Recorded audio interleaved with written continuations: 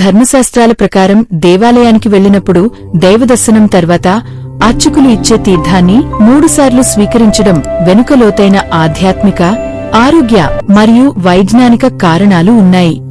దీనిని కేవలం ఒక ఆచారంగానే కాకుండా శరీరానికి మరియు ఆత్మకు చేసే ఒక పవిత్ర సంస్కారంగా భావిస్తారు. తీర్థాన్ని 3 సార్లు ఎందుకు తీసుకోవాలో వివరించే ముఖ్య ఉద్దేశాలు ఇక్కడ ఉన్నాయి. 1. ఆధ్యాత్మిక అంతరార్థం. తీర్థాన్ని స్వీకరించేటప్పుడు మనం పఠించే శ్లోకం ఒకటి ఉంది. అకాల మృత్యు హరణం సర్వవ్యాధి నివారణం సమస్త పాపక్షేకరం విష్ణు పాదోదకం పావనం శుభం. ఈ శ్లోకంలో ఉన్నట్లుగా 3 సార్లు తీర్థం తీసుకోవడం వల్ల 3 రకాల ఫలితాలు లభిస్తాయని నమ్ముతారు.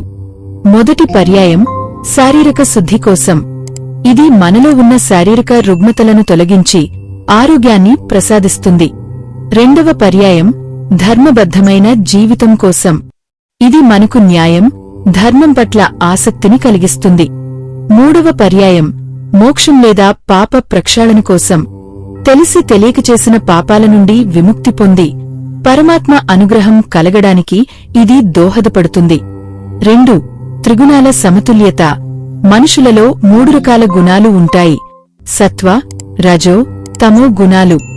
మొదటి చుక్క సత్వగుణాన్ని ప్రశాంతత పెంచడానికి, రెండవ చుక్క రజోగుణాన్ని క్రియాశీలత నియంత్రించడానికి, మూడవ చుక్క తమోగుణాన్ని అజ్ఞానం సోమరితనం తొలగించడానికి తోడ్పడుతుంది.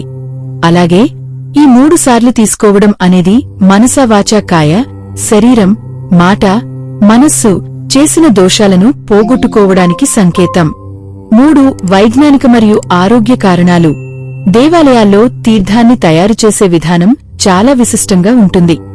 రాగి లేదా వెండి పాత్రలలో నీటిని ఉంచి అందులో తులసి దళాలు, పచ్చికర్పూరం, ఏలకులు, లవంగాలు వంటివి కలుపుతారు. రాగి పాత్రలో నిల్వచేసిన నీరు బ్యాక్టీరియాను చంపుతుంది.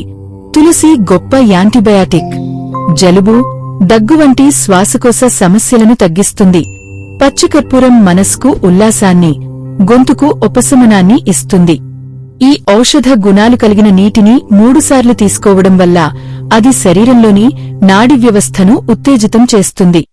3 సార్లు తీర్థం తీసుకోవడం అనేది కేవలం ఒక సంప్రదాయం మాత్రమే కాదు. అది మన దేహాన్ని దేవాలయంగా మార్చుకుని లోపలున్న పరమాత్మను శుద్ధి చేసుకునే ప్రక్రియ.